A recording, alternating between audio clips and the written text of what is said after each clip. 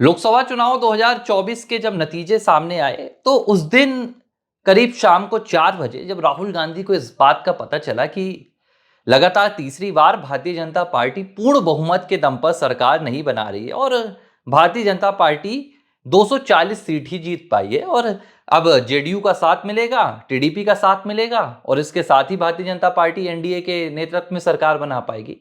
तो राहुल गांधी ने, कहा जाता है कि उस दिन कांग्रेस पार्टी के जितने बड़े नेता थे और विपक्ष के सभी को फोन कॉल किया और सभी को एक टास्क दिया। राहुल गांधी ने कहा कि किसी भी कीमत पर नरेंद्र मोदी इस बार प्रधानमंत्री नहीं बनना चाहिए। भारतीय जनता पार्टी की 240 सीट है, मेजोरिटी के लिए 272 चाहिए और अगर टीडीपी और जेडीयू को रोक दिया जाएगा तो नरेंद्र मोदी प्रधानमंत्री नहीं बनेंगे। तो फिर कुछ विपक्षी नेता थे तो उन्होंने कहा कि अगर मान लिया जाए कि टीडीपी और जेडीयू यानी कि चंद्रबाबू नायडू और नीतीश कुमार को विपक्ष में ले भी आए तो फिर प्रधानमंत्री कौन बनेगा? क्या कांग्रेस से होगा या किसी और दल से होगा? इस पर कहा जाता है कि राहुल गांधी ने एक जवाब दिया। राहुल गांधी ने कहा कि आप जिसको चाहें प्रधानमंत्री बना लीजिएगा, मुझे बस इतना चाहिए है कि नरेंद्र मोदी किसी भी कीमत पर प्रधानमंत्री नहीं बनना चाहिए।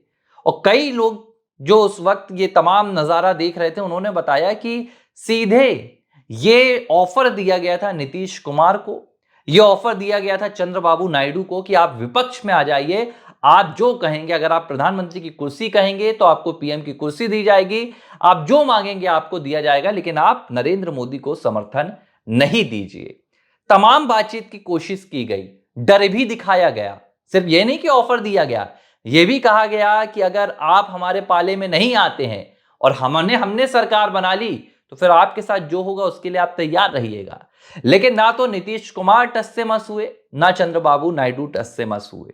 इंतजार किया जा रहा था कि शपथ से पहले तो दोनों नेता उलट जाएंगे, पलट जाएंगे, लेकिन ऐसा नहीं हुआ और मजबूती के साथ चंद्रबाबू नायडू भी पीएम मोदी के साथ खड़े नजर आए, नीतीश कुमार भी पीएम मोदी के साथ खड़े नजर आए। और जब पार्लियामेंट में तमाम एनडीए के नेताओं की बैठक हुई तो नीतीश कुमार ने प्रधानमंत्री नरेंद्र मोदी का आशीर्वाद ले लिया और तब राहुल गांधी को बहुत जोर का झटका लगा था कि यह तो अब मुश्किल है कि नीतीश कुमार प्रधानमंत्री मोदी का साथ छोड़े। तब से लेकर अब तक 1 से 1.5 साल का समय बीत चुका है। अभी भी राहुल गांधी को यह उम्मीद है, राहुल गांधी ने तमाम कोशिशें की कि नीतीश कुमार को अपने पाले में ले आया जाए, चंद्रबाबू नायडू को अपने पाले में ले आया जाए, लेकिन बार बार नीतीश कुमार ने एक बात खुले मंच से की। उन्होंने कई मर्तबा कहा कि हमसे जो गलती पहले हुई है अब हम वो गलती नहीं दोहराएंगे। लेकिन देखिए, ये सत्ता है, ये राजनीति है, इसमें कौन किसके साथ कब तक है इस बात का कोई अंदाजा नहीं लगाया जा सकता, खास तौर पर जब बाजी नीतीश कुमार के हाथों में हो। नीतीश कुमार 2005 से बिहार के मुख्यमंत्री हैं, लेकिन नीतीश कुमार ने हर बार पाला बदला है, पार्टी बदली है। कभी वो आरजेडी के साथ महागठबंधन में चले गए, कभी एनडीए के साथ आ गए। तो नीतीश कुमार का ये जो अंदाज रहा है, सत्ता के लिए पार्टी बदल देना, सत्ता के लिए पाला बदल देना, इससे राहुल गांधी को अब तक उम्मीदें थी। कब तक? बीते दिन तक। राहुल गांधी को यह लग रहा था कि अभी भी नीतीश कुमार के साथ अगर बातचीत किया जाए या नीतीश कुमार को पाले में ला लिया जाए तो प्रधानमंत्री नरेंद्र मोदी की सरकार और उनकी कुर्सी छीन ली जाएगी। लेकिन जब बीते दिन, जिस वक्त राहुल गांधी खानसा मस्जिद में बैठे हुए थे, यह वही मस्जिद थी जहां पर कभी राहुल गांधी के पिता राजीव गांधी भी जाकर माथा टेका करते थे, आज राहुल गांधी भी वहां बीते दिन जाकर बैठे हुए थे। उनके बगल में तेजस्वी यादव भी बैठे हुए थे और अपना जो अल्पसंख्यक उनका वोट बैंक है उसे प्रसन्न करने की कोशिश कर रहे थे, दिखा रहे थे कि देखिए भैया, जुम्मा का दिन है और राहुल गांधी मस्जिद पर भी पहुंचे हैं। और जब राहुल गांधी मस्जिद पे गए तो कई अखबारों ने बड़ी बड़ी हेडलाइंस भी छापी, जिसमें उन्होंने कहा कि भाई, इस मस्जिद से राहुल गांधी के परिवार का गहरा नाता है। अब ये बात अपने आप में समझ से परे है कि राहुल गांधी जो एक हिंदू अपने आप को बताते हैं, कश्मीरी ब्राह्मण बताते हैं, जनेऊधारी, उनका और उनके परिवार का मस्जिद से कैसे गहरा नाता हो सकता है, इसमें एक अलग रिसर्च करना पड़ेगा। खैर, लेकिन जिस वक्त राहुल गांधी मस्जिद में बैठे हुए थे, उसी वक्त नीतीश कुमार भी एक कार्यक्रम में बिहार में मौजूद थे और कार्यक्रम था मदरसा बोर्ड की 100वीं वर्षगांठ का। इस कार्यक्रम में नीतीश कुमार जब पहुंचे तो कुछ जो मदरसा बोर्ड के सदस्य थे, मुस्लिम सदस्य थे, उन्होंने नीतीश कुमार को अपनी मुस्लिम टोपी जो होती है परंपरागत, वो पहनाने की कोशिश की। लेकिन नीतीश कुमार ने एक बार नहीं, 2 बार अपने हाथों से उन्हें रोका और टोपी पहनने से इंकार कर दिया।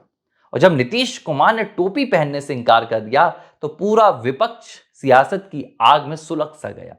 विपक्ष को इससे बड़ा झटका शायद तब भी नहीं लगा था जब 2024 में नीतीश कुमार के समर्थन से नरेंद्र मोदी प्रधानमंत्री बने थे।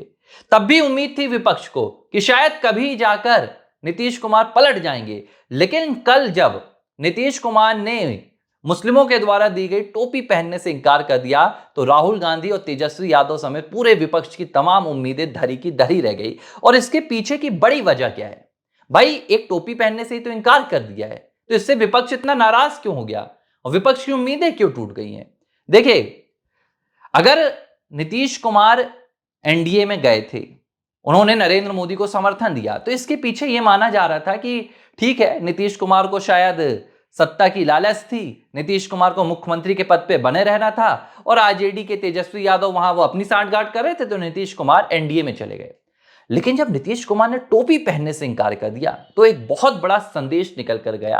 और संदेश यह था कि इस बार नीतीश कुमार ने सिर्फ पलड़ा नहीं पलटा है, इस बार नीतीश कुमार ने सिर्फ महागठबंधन का साथ नहीं छोड़ा है, बल्कि उस विचारधारा को भी छोड़ दिया है जिस विचारधारा में पूरा विपक्ष राजनीति में पलता है।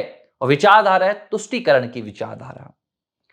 भाई, तेजस्वी यादव ने भी नीतीश कुमार के इस वीडियो को शेयर किया और कहा कि भाई, नीतीश कुमार को अब मुसलमान प्यारे नहीं है। भाई, मुसलमान प्यारे हैं, नीतीश कुमार को मुसलमान प्यारे हैं, वो बिहार के मुख्यमंत्री हैं। अब बिहार की राज्य की सीमा में चाहे फिर वो हिंदू हो, चाहे फिर वो मुसलमान हो, सिख हो, ईसाई हो, कोई हो, वो नीतीश कुमार का नागरिक है, नीतीश कुमार के राज्य की जनता है, नीतीश कुमार उनके कार्यक्रम में जाते हैं।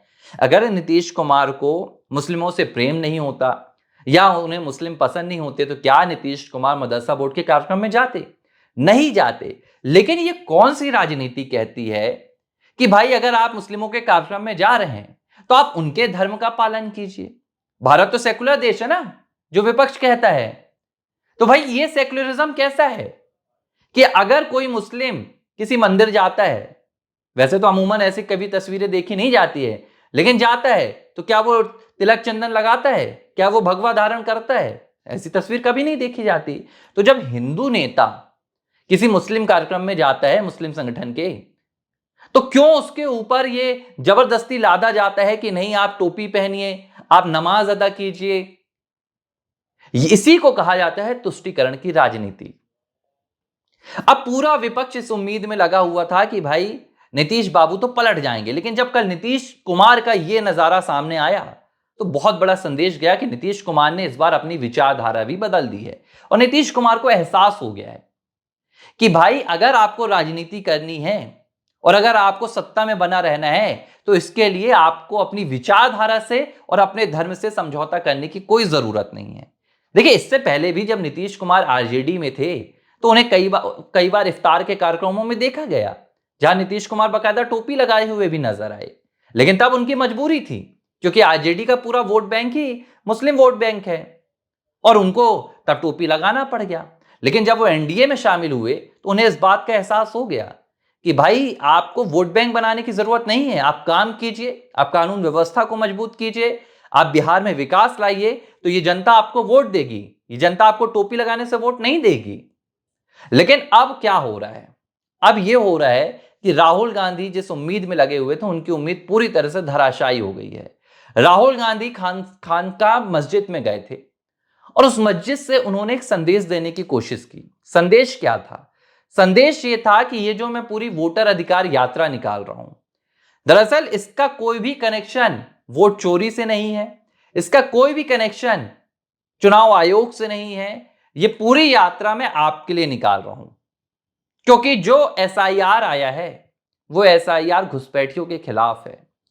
और देखिए, आप इस बात को माने या ना माने, लेकिन भारत में एक धर्म विशेष की ये सोच है जो वो मानता है कि पाकिस्तान से आया हुआ व्यक्ति, बांग्लादेश से आया हुआ व्यक्ति, म्यांमार से आया हुआ व्यक्ति अगर उसके धर्म से ताल्लुकात रखता है तो वो पूरी तरह से निर्दोष है, वो पूरी तरह से मासूम है और उसे शरण दी जाती है।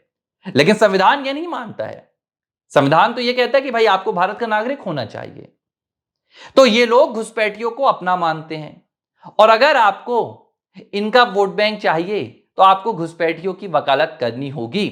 और ये राहुल गांधी की जो पूरी वोटर अधिकार यात्रा है, इसका जो पूरा मकसद है वो निकलकर सामने आ गया कि राहुल गांधी सिर्फ अपना ये वोट बैंक मजबूत कर रहे हैं, अल्पसंख्यकों को ये संदेश देने की कोशिश कर रहे हैं कि देखिए भैया, हम तो आपके साथ हैं, भले सरकार कुछ भी कोशिश करे, हम तो सरकार के खिलाफ खड़े हो गए, हमने देखिए आपके लिए तो पूरे चुनाव आयोग को कटघरे में खड़ा कर दिया। लेकिन देखिए, एक बात तय हो गई है, नीतीश कुमार ने जिस लिहाज से ये पूरा तस्वीर यहां पर पेश की है टोपी ना पहनने से, ये सिर्फ एक टोपी की बात नहीं है, बल्कि उन्होंने एक संदेश दे दिया है कि अब समझौता नहीं होगा, अब सत्ता से समझौता नहीं होगा, अब राजनीति से समझौता नहीं होगा। हाँ, हम मजबूती से अपने धर्म के साथ खड़े रहेंगे। कुछ इसी तरह की तस्वीरें उत्तर प्रदेश में भी कई बार देखने के लिए मिली है, जब योगी आदित्यनाथ को भी टोपी पहनाने की कोशिश की गई और उन्होंने साफ तौर पर इंकार कर दिया। उन्होंने कहा कि एक मुख्यमंत्री के नाते मेरे प्रदेश की जनता की हिफाजत करना मेरा कर्तव्य है, लेकिन टोपी पहनना या तिलक लगाना वो मेरा व्यक्तिगत धर्म है और इसके लिए कोई मुझे मजबूर नहीं कर सकता। तो चाहे फिर वो प्रधानमंत्री नरेंद्र मोदी हो, क्योंकि पीएम मोदी ने भी एक बार ऐसी तस्वीर पेश की थी, उत्तर प्रदेश के सीएम योगी आदित्यनाथ हो, और अब इसी फहरिस्त में जाकर जुड़ गए हैं बिहार के मुख्यमंत्री नीतीश कुमार। और शायद अब यही वजह है कि कल तक जो नीतीश कुमार के लिए उम्मीदें लगाए बैठे थे कि नीतीश कुमार आएंगे, आज उनकी उम्मीदें पूरी तरह धराशायी हो गई। और आप देखिएगा, आने वाले अब विधानसभा चुनाव में जो हमला अब तक प्रधानमंत्री मोदी के ऊपर हो रहा था, उससे 4 गुना हमला ये विपक्षी कुनबा नीतीश कुमार के ऊपर भी करेगा, क्योंकि चोट सिर्फ राजनीतिक नहीं लगी है, चोट अब जाकर उस विचारधारा पर भी लग गई है जिस विचारधारा के सहारे पूरा विपक्ष फलता और फूलता था। एबीसी हिंदी न्यूज, आज ही जुड़िए हर खबर के साथ।